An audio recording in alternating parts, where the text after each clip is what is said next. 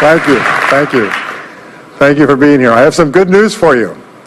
More people are going to make more money in the next few years than have been made in all of human history. In the year 1900, there were 5,000 millionaires in America. In the year 2000, there were 5 million millionaires. That's an increase of 1,000 times. Now, there was a leveling off in 2001, 2002. In the last 2 years, the number of millionaires has jumped 33%. It's jumped to 8.2 million millionaires in America, and virtually all of them are self-made, which means they started without a pot to you-know-what in or a window to throw it out of. And they've made it in one generation. When we look at the wealthiest people in America today, Warren Buffett, Michael Dell, of course, Bill Gates, Paul Allen, and the Walton family, all first-generation multi-billionaires. We have a $12 trillion economy today that is growing at the rate of $500 to $600 billion a year, and all that money is going through somebody's fingers, and your job is to make sure it goes through yours and some of it sticks. Is that a good goal for today? And my job is to show you how to do it. The good news is that all the answers have been found. Self-made millionaires have been studied exhaustively. They've been analyzed. They've been interviewed by the hundreds of thousands and millions. And what we know is exactly who they are and what they do and how they think and how they tick and the decisions they make and the things that they do and they don't do. And the wonderful thing is if you do what other successful people do, you eventually get the same result that they do. Now, some people say, well, I started off without any money and I don't have any money now. Well, join the crowd. Nobody's got any money. Most people are broke up until their 40s and 50s. So if you're broke today, you're just one of the gang. The only question is, do you stay there? And the answer is no. Now, when I started off in this many years ago, I came from very poor beginnings. I did not graduate from high school. I finished in the half of the class that makes the top half possible. When I left school, I dropped out of high school. I could only get laboring jobs.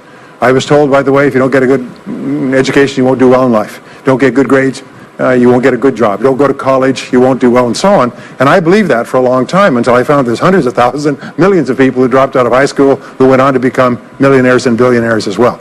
The reason I say that to you, by the way, is don't let it hold you back. Don't let any experience that you've ever had in your life act as a brake on your potential, because there's hundreds of thousands of people who've had it worse than you could ever dream of who've gone on to accomplish wonderful things. So, I worked at laboring jobs for several years. I worked in construction. I worked on farms and ranches. I worked in factories putting nuts on bolts hour after hour. And one day, in a state of frustration, I began asking this question. Why is it that some people are more successful than others? Now, in the Bible, there's the line that says, seek and ye shall find, for all who seek, findeth. Ask and the door will be open. So I began asking other successful people, what are you doing differently from me? And they told me, and I did it, and I got better results. I got into sales when I could no longer get a laboring job, like many of you. And in sales, I noticed that one of the guys in my company was making 10 times as much as anybody else, and he was selling the same product out of the same office at the same price to the same people under the same conditions, and he was making 10 times as much as anybody else. So I went and asked him, what are you doing differently from me? And he told me, and I did it. Now, what I discovered, which changed my life and which brought us here today, is I discovered the law of cause and effect. The law of cause and effect, sowing and reaping, action and reaction, is the great universal or iron law of the universe. What it says is that everything happens for a reason, is that there are no causeless effects, is that even if we don't know what is causing the effect, we trace it back. It's the basis of the scientific process, of all medical research, of all marketing, of all business, is if you can define an effect that you want, you can trace it back and find somebody who at one time did not have that effect, and then find out what they did, and then do the same things, and you eventually get the same results. We say that success is not an accident. Failure is not an accident. Success leaves tracks. So if you just follow the tracks of other successful people, no matter where you're starting from, you eventually get to the same place that they get.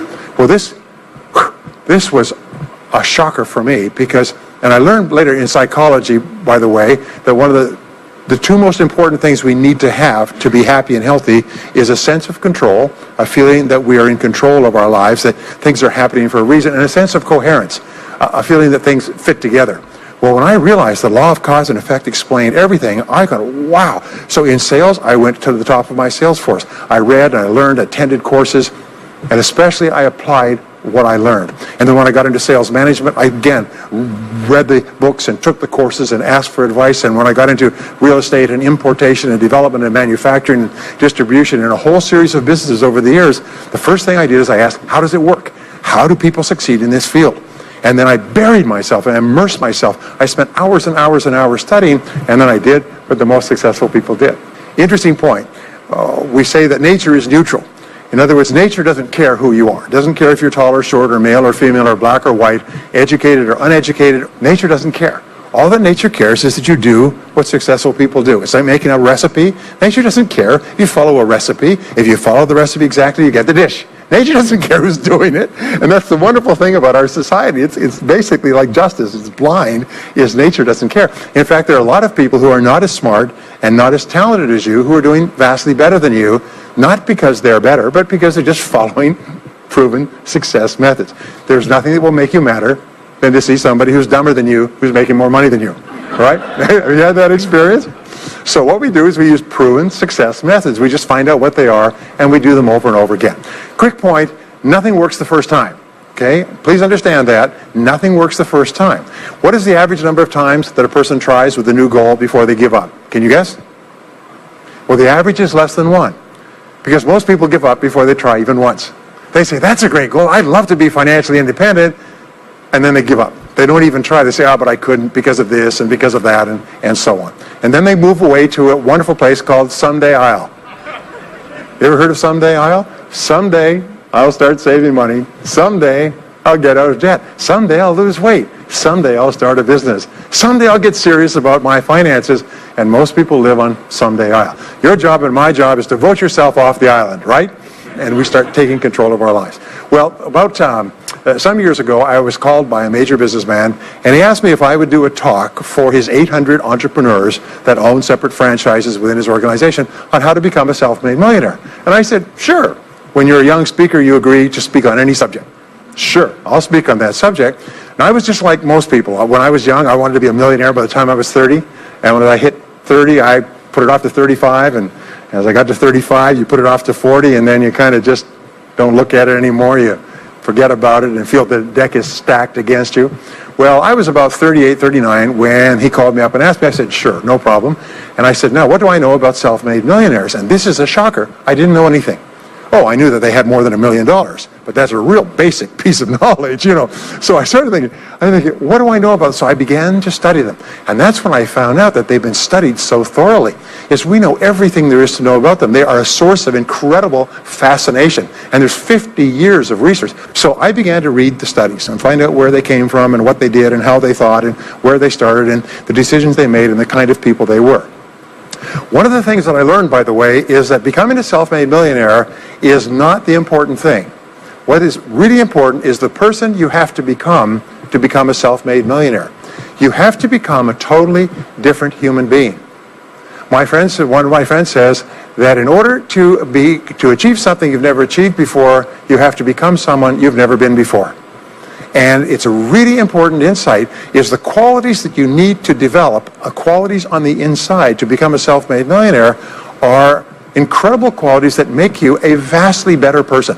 Not only better in terms of character, determination, discipline, decision-making, strength, and so on, but they make you a far better person. They round out your character in a far better way. So the real payoff of becoming wealthy is not because you can eat more, because how many more meals can you eat? How many more clothes can you wear? But it's the kind of person that you become, and then the kind of people that you associate, the kind of life that you have. And so the things that we're going to talk about now, and I know that you're some of the smartest people in our country, so I'm going to give you these ideas very quickly, like dealing cards. What I found in my research is that there's a series of qualities that self-made millionaires have. If you have these qualities, your success is virtually guaranteed. And if you don't have these qualities, the qualities are learnable. Point number one is that all business or sales skills are learnable. All financial skills are learnable. If you can drive a car, you can learn any skill. If you can drive a car, you can learn the skill. Now, number two is you're probably only one skill away from doubling your income right now. You're probably only one skill away from setting yourself on the road to becoming a self-made millionaire. That turns out to be the case for almost everyone. And if you don't know what that skill is, maybe over the course of the time we spend together, it'll jump out at you. But whatever it is, you've got to find it out and go to work on it, because it is learnable. It's a learnable skill. People say, well, I've never been very good with money. Well, get over it. The fact of the matter is, you can learn what you need to learn to achieve anything that you want to achieve. So, the success secrets of self-made millionaires. Give yourself a score of 1 to 10, and if you are weak on one of these, it can be enough to hold you back. If you're strong on all of these, then there's no limit to what you can accomplish. The first is to dream big dreams. Dream big dreams. Practice what is called back from the future thinking and project forward. Develop a vision of yourself as happy, healthy, wealthy, thin. Practice what top people practice, which is what is called idealization. You project forward several years and you imagine that your life is perfect in every way. Imagine that you have no limitations. Imagine that you have all the time and all the money and all the friends and all the contacts and all the education and all the experience, and that you could be or have or do anything you want in life. If you could, what would it be? If your life were perfect in 5 years, what would it look like? How much would you be earning? How much would you be worth? What kind of a family life would you have? What kind of health would you have? What kind of car would you be driving? What would your life be like if you could wave a magic wand and make it perfect in every way? Now, what we have found is this is the starting point of great riches, and it's the starting point of great success in life, is for you to have a dream or a vision of a wonderful future. Here's an exercise that we give people in our audiences, is take a sheet of paper and make up what is called a dream list. Now imagine this is kind of like a kid's Christmas list, and that it just allows you to just run wild and just write down everything that you could think of that you could possibly want. I had a friend who I taught this to, and he got so excited about it, he bought a spiral notebook, and he began writing. And he'd go through the newspaper, and every single thing he saw in the newspaper that was nice, he wrote it down as a goal. He ended up, first time through, with 330 goals. With the end of the month, he had 500 things that he wanted. The interesting thing was that his life exploded. He activated the law of attraction, and he began to attract into his life people, circumstances, ideas, resources, insights that began to move him toward the accomplishment of the goals and began to move the goals toward him. Number 2 is to do what you love to do. Whenever you find people who are really successful in life, they're people who do what they love to do. They love their work. The great rule for success in life is to find something that you love to do and then find a way to make a living doing it. Now, when you find what you love to do, it'll be something that gives you energy, it motivates you, it enthuses you. It's probably something that you were meant to do from the time you were born. And when you ask self-made millionaires, what sort of work do you do, they'll often say, I've never worked a day in my life. I just do what I like to do. I had a graduate in my course once who came up to me and said, that's interesting. He said, when I was a little boy, I loved to study airplanes. He said, I got airplane books, and I had airplane models, and I had toy planes, and then I got into competitions with remote-controlled planes. He said, when I grew up and went to school, I studied aeronautical engineering. He said, today, I'm 35. He said, I own 3 companies. One builds small aircraft. Another one repairs and services small aircraft. Another one is in leasing and chartering small aircraft. He said, I've never worked a day in my life. He said, I've just played with planes since the time I was a kid. So one of the things that you can do is go back to the time when you were young, as a child between the ages of 7 and 14, before you discovered boys or girls, and what is it that you really love to do? And you'll often find that within that is something you're supposed to do as an adult. Number 3 is commit to excellence. Now this is really, really important, and I had a hard time with this as a young man because I was never good at anything. I was never picked for any team, and if I was picked, I was the first person cut. I got lousy grades in every class. I got fired from multiple jobs. I even got fired from a job pumping gas once. Can you imagine that? Being fired for pumping gas because you're no good. They came out and said, you're no good at pumping gas. How can you be no good? Little old ladies can pump gas, and here I was no good at pumping gas. Anyway, so I got fired. I went from job to job, and then I discovered that all people who are successful are excellent at what they do. You know the old question they asked Willie Sutton, the bank robber, why do you rob banks? He said, well, that's where the money is.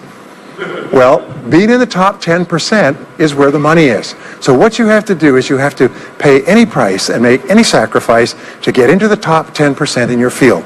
Now, here's the good news. If you're doing what you love to do, you will want to be in the top 10% in your field.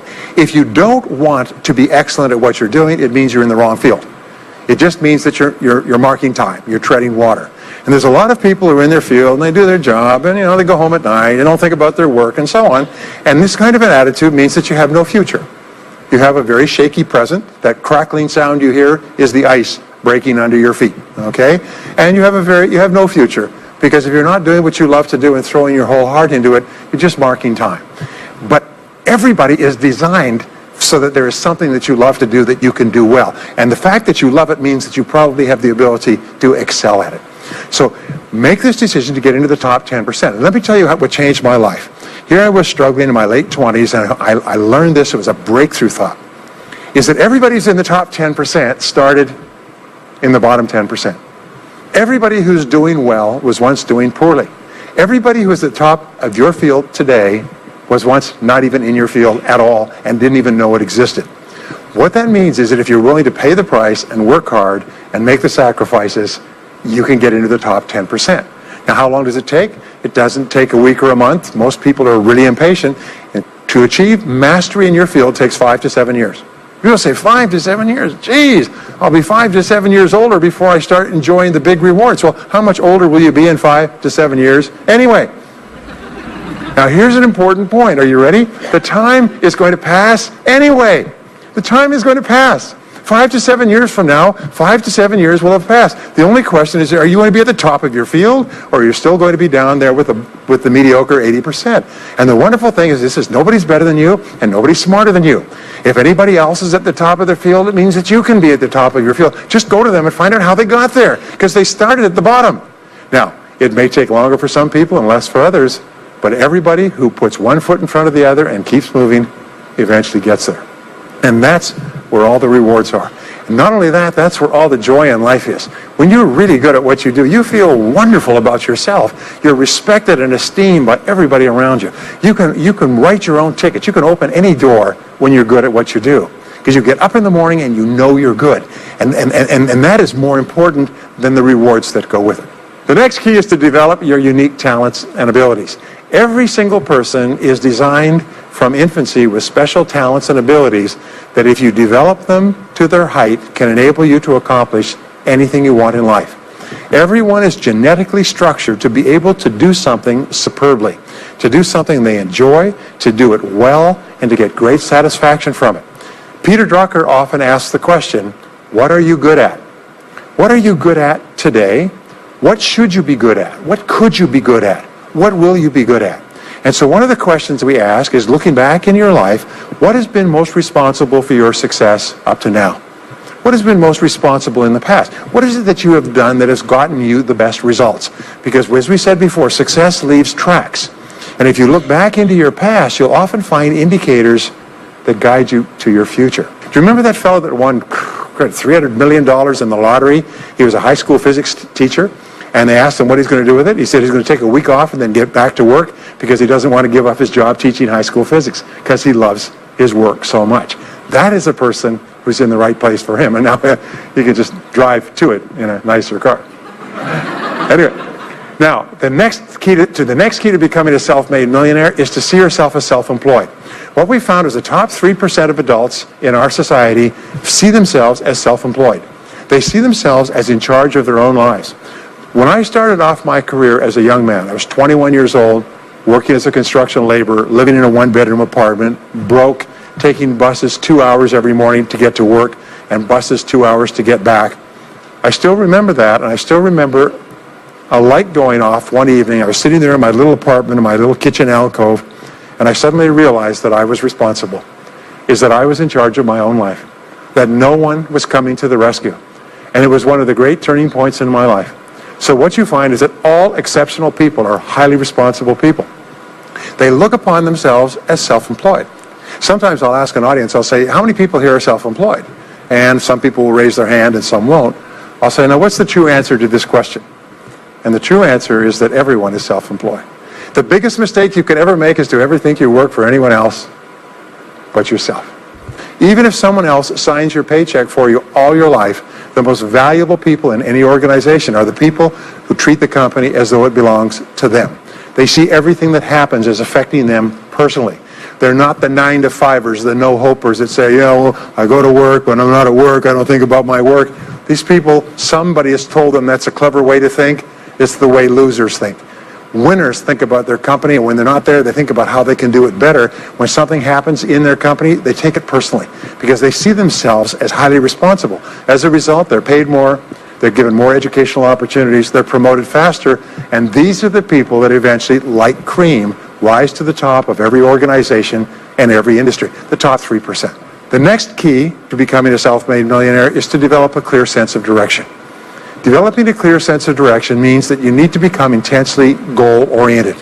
We find that all successful people are goal-oriented. There's an old saying, you can't hit a target that you can't see. You've got to know what you want in every area of your life. Some years ago, I worked with the Hunt Oil Company in Texas. The Hunt Oil Company was founded by H.L. Hunt, who became the wealthiest self-made multi-jillionaire billionaire in the world. At his peak, he owned 200 companies and had a royalty income of $3 million a day. Most phenomenal man, by the way. And he was interviewed by a friend of mine on television before he died in the early 70s. And he was asked, what are the secrets to success? He said, the keys to success have only been two through all my life, and I will tell you what they are. He said, number one, he said, decide exactly what it is you want and write it down and make a plan to achieve it. And number two is determine the price you're going to have to pay to get it and then resolve to pay that price. Now, where the law of sowing and reaping cause and effect, I learned an additional point to that. I learned that your current life today is the result of the price you've sown up to now. Is whatever you've put in, you get out. So whatever you're getting out today is a result of what you've put in. If you don't like what you're getting out, what you have to do is you have to put in something different. What I found is this, is that life is always just in the long run. So therefore, life says this, is there's a price you have to pay, and there's two qualities. First of all, you have to pay the price in full for your success of study, preparation, hard work, and so on. And second of all, you have to pay the price in advance. You don't get it afterwards. The way the world works is first you put in what you need to put in, and then you get out the rewards. So you have to ask yourself, what is the price that you have to pay to achieve the success that you desire? And you have to write it down and make a plan and work on it every day.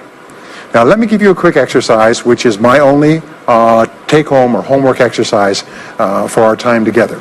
I want you to take a piece of paper like this and write down 10 goals that you'd like to accomplish in the next 12 months. Write the word goals and today's date at the top of the page. Write down 10 goals you'd like to accomplish, and then ask yourself this great question. If you could only accomplish one goal on this list, but you could accomplish it within 24 hours, which one goal would have the greatest positive impact on your life? Now this is a great question because it'll usually jump out at you. You say, that's the one. If I had this, that would have more of an impact on my life than anything else. Sometimes it's a financial goal, sometimes it's a health goal, sometimes it's a relationship goal. But whatever it is, put a circle around that goal and then turn the page over and write it at the top of the page, set a deadline on the goal, make a list of everything that you could think of to do to achieve the goal, and then begin working on your list. And here's the kicker, do something every day. Do something every day that moves you one step forward towards your major goal. My promise to you that this exercise, selecting your most important goal, making a plan, and working on it every day, will change your life in ways that you cannot imagine. They say that people begin to become great when they determine their major definite purpose, their number one goal, and work on it every day. It is the secret to becoming a self-made millionaire. It's the secret to great success in life. My promise to you is a week, a month, a year from now, you'll look back and you'll be absolutely staggered at the difference it makes. I was giving a seminar not long ago, and a gentleman came up to me. He said, you know that goal-setting exercise? It changed my life 10 years ago. He said, I was broke, I was divorced. He says, I was an alcoholic, and somebody dragged me to one of your seminars. He said, and I did that exercise, and I picked my major goal. He said, it changed my life. I said, in what way? He said, today, he said, I'm worth $40 million. I said, wow. He said, yes, and I owe it to that lesson. Next is refuse to consider the possibility of failure. It's the most amazing darn thing is that the fear of failure is the greatest single obstacle to success in adult life. And it's not failure itself, because each one of you is a professional failure. Each one of you has failed over and over and over again. Isn't that true?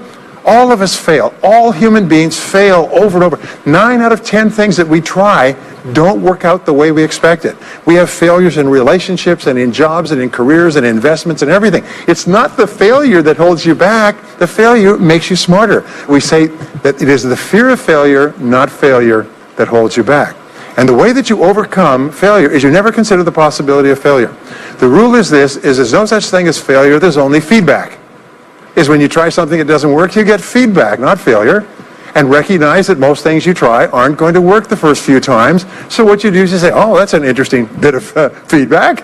And you pick yourself up and you move forward and you have more feedback and you move forward. To become a self-made millionaire, you're going to fail over and over again, year after year after year.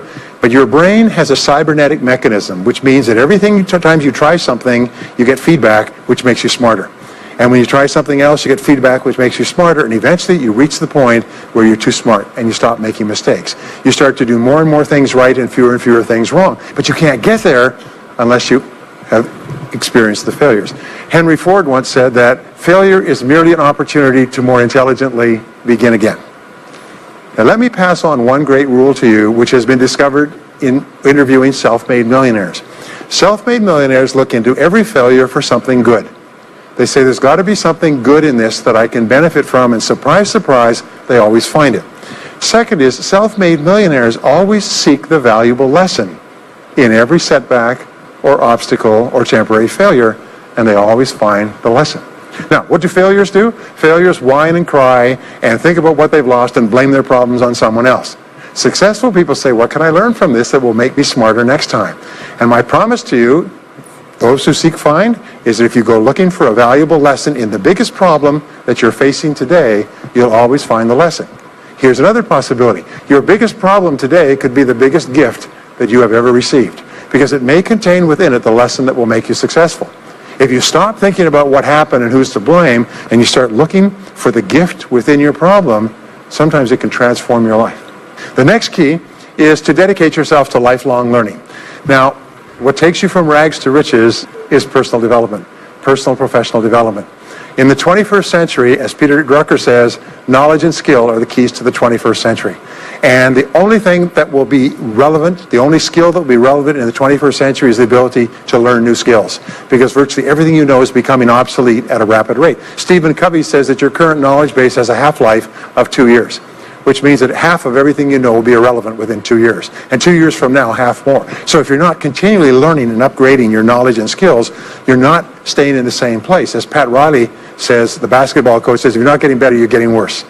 If you're not constantly learning, you're actually falling behind. So here are the 3 keys to continuous learning. Number 1 is read in your field 30 to 60 minutes each day. In other words, turn off the television, turn off the radio, put aside the newspaper, and just read in your field. The very best places to read, by the way, are books. Read books, the best-selling books written by the most successful people in your field, because books contain a wealth of riches that can enable you to function at a far higher level, to get much better results than you could before. So read 30 to 60 minutes a day. I've had people tell me, countless people over the years, that reading an hour a day has doubled and tripled their income within a year. The second thing you do is take every course that you possibly can. The courses and seminars that are available to you in your field that are given by professionals are courses that have been developed over years and years and years. They have been tested and tested and tested. The person who is talking to you for several hours has spent thousands of hours learning their subject. They have dry tested this or done test runs with thousands of other people. When you take a course, you can learn enough information in 1 or 2 days, more than you could learn in 2 or 3 years or maybe even a lifetime, all distilled and put together. People say, I can't afford a course. You cannot afford not to buy books. You can't afford not to go to courses. Some years ago, I had a dentist, and he was a very successful dentist. He was recommended to me by a friend. And this dentist retired at the age of 53. And just before he retired, he sold his practice for about $2 million. Just before he retired, he told me why. He said about 8 years before, he had attended a dental Congress in Hong Kong. This is from California. He'd flown all the way to Hong Kong to attend this International Dental Congress because there were specialists giving private lectures, sort of plenary sessions on the side. And he attended this session, and it was on a particular technique of cosmetic surgery that this dentist had developed that no one else knew, where you could basically straighten out a person's entire front jaw so they look beautiful at a very low cost, at a very high level of effectiveness. He came back and he began implementing this in his practice. People began flying from 500 to 1,000 miles away. Every dentist sent their families, members, and themselves to this dentist. He was able to charge whatever he wanted to charge. He said 8 years later he retired as a self-made millionaire at the age of 53 to enjoy his money for the rest of his life from what he learned from one session at one convention at one course. Now, that is a true story, and maybe it's an exception, but you can never tell where the information is going to come from. The third way that you can upgrade your skills is listen to audio programs in your car. The average driver drives 500 to 1,000 hours a year, 25 to 50,000 miles. If you listen to audio programs in your car, according to the University of Southern California, you will get the equivalent of almost full-time university attendance just listening to learning material as you drive around. It can totally and profoundly change your life. Very, very important. Here's an interesting point. The more you commit yourself to becoming the best person you can be, the more you like yourself and respect yourself. The more energy you have, the bigger goals you set for yourself, the more you persist. When you invest in yourself and you read and learn and upgrade your skills, you're telling yourself, wow, I am a person with a great future, and it's up to me to maximize my potential. And your self-esteem goes up, your self-respect goes up, your sense of personal pride goes up, and you started to get promoted more and paid more in every part of your life. Well, the next is to develop a workaholic mentality. In our society today, you hear all these people talking about take it easy, have balance in your life, relax, lean back, have fun at work, happy, get along with your coworkers. This is loser talk. Loser, loser, loser. Now, there's a time in your life when you can back off, all right? You can take it easy. But that's when you've made it, not before you've made it. Because before you've made it, you're in a competition with hundreds of thousands of millions of other people, like at the Olympics, who also want to make it. And in order for you to win, you are going to have to work harder and work better and work smarter than they do. So the rule is to develop a workaholic mentality. What does this mean? It means that you start a little earlier, you work a little harder, and you stay a little later. Use what I call the 40-plus formula. The 40-plus formula says that working 40 hours a week gets you survival, and that's all. You work 40 hours a week, you survive. You make no progress. You don't go ahead. You just barely hang on. Every hour that you invest in your work or yourself over 40 is an investment in your future. So you can tell what your future is going to be with unerring accuracy by looking at how many hours over 40 you put in.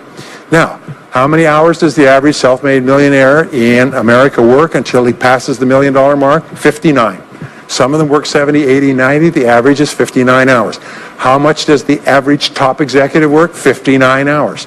So that's rule number one, is the hours you put in over 40. If people say, well, my office is locked and I can't get in more than 40 hours a week, then good. Then spend the rest of the time investing in yourself, getting better at your work when you do it. Now, here's my second principle, and this principle changes your life. It is this, is work all the time you work. When you work, work, don't play. Fully 50% of working time today is wasted. And it's wasted in idle conversation, personal business, family phone calls, surfing the internet, reading the newspaper, drinking coffee, long lunchtimes, coming in late and leaving early. And then the other 50%, you're scrambling because now you're behind because you've wasted so much time fooling around. Now you start to work, and you don't work on high priority tasks. You try to get rid of all the little stuff. So what happens is the big tasks begin to build up like an avalanche overhang, and they cause enormous stress. And you go home at night and you're thinking about this job, I've got to get this project finished, but I can't discipline myself to stop talking to my coworkers. Every time one of them comes in, I like automatic, like a conditioned response, it's blah, blah time. Chatter, chatter, chatter, chatter, chatter, chatter, chatter, chatter. No. What you have to do is work all the time you work. If someone comes in and says, hey, you've got a minute to talk, you say, yes, but not now. Why don't we talk after work? Meanwhile, I've got to get back to work. I'll tell you what, why don't you go down the hall and ruin his career? But don't stand here and ruin mine. It's really important. There's a great story of a little girl goes to her mother and says, Mommy, why is it Daddy always brings his briefcase home and he works in the evenings and he works on the weekends and he doesn't spend any time with the family? And she says, well, honey, you have to understand, Daddy can't get all his work done at work, so he has to bring it home. She said, why don't they put him in a slower class? Next key is to get around the right people. This is a key for becoming a self-made millionaire, is get around the right people. Dr. David McClellan at Harvard did studies for 25 years looking into why it is that some people succeeded greatly in life. What he found was as much as 99% of your success in life is going to be determined by what he called your reference group. Your reference group are the people with whom you habitually associate. They're the people that you associate with at work, the people you associate with home, your church, your political party, your social circle. What he found in working with people is that changing a person's reference group totally transformed the way they think. Why? It's because we are like chameleons, and we absorb through the skin the attitudes, the opinions, the behaviors, the style of dress, the style of speech of the people with whom we associate most of the time. If you start to associate with winners most of the time, you find that they have a totally different worldview. They're positive, they're upbeat, they're focused, they're learning, they're growing, they're positive at what they're doing, and you start to become like that. We know that our relationships determine 85% of our happiness or unhappiness in life. In other words, if you have bad relationships, personal relationships, they will drag you down worse than a sea anchor. If you have work for a bad boss, it'll destroy all your joy in work. If you have one negative coworker, they found that one negative person in an office can cast a blackness over the whole office because of his or her negativity. And so the most important thing you do is you choose your relationships with care and only associate with people that you like and respect and enjoy being around. Next is be prepared to climb from peak to peak. One of the keys to becoming a self-made millionaire is to realize that life is never one continuous train. It's always up and down. So it goes up. Like if you climb a mountain peak, you have to go down into the valley before you climb the next peak. So all of life is cycles and trends. All of life is cycles and trends. And there's up cycles and there's down cycles and there's up trends and there's down trends. The question is, what is the general direction of your trends? We say this, is that life is 2 steps forward and 1 step back. Successful people focus on the 2 steps forward, and then they protect themselves on the downside. They build up cash reserves. They put in stop-loss orders on their stock market. They very carefully watch what they're doing, so they try to maintain the 2 steps up and then make sure that the 1 step back is not so far. And then they want to make sure that this curve is generally upward, so that each time there's a step back, they're still further ahead than they were before. The next one, which is to develop resilience and bounce back. Developing resilience and bouncing back is one of the key qualities of self-made millionaires because, as I said right at the beginning, most things won't work. This is a very interesting point, is that you're going to be knocked down over and over again. And what we know, as my friend Charlie Jones says, is you have to bounce, don't break. And when things go wrong, bounce. And so what I learned many years ago was this interesting technique of what is called mental rehearsal. And mental rehearsal says that you mentally prepare for the inevitable downturns before they occur. So you say, all right, in the course of life, things are going to go wrong, but when they do, I'm not going to become upset. I'm not going to get mad or angry or anything else. I'm just going to take it and learn from it and pick myself up and keep going. Sometimes I ask this question, does anybody here have any problems? Everybody says yes, everybody's got problems. Well, here's the rule, is all of life is a continuous series of problems. They never end. The problems just keep on coming, like the waves of the ocean. The only break in this unbroken series of problems will be the occasional crisis. So life will be problem, problem, problem, problem, problem, problem, crisis.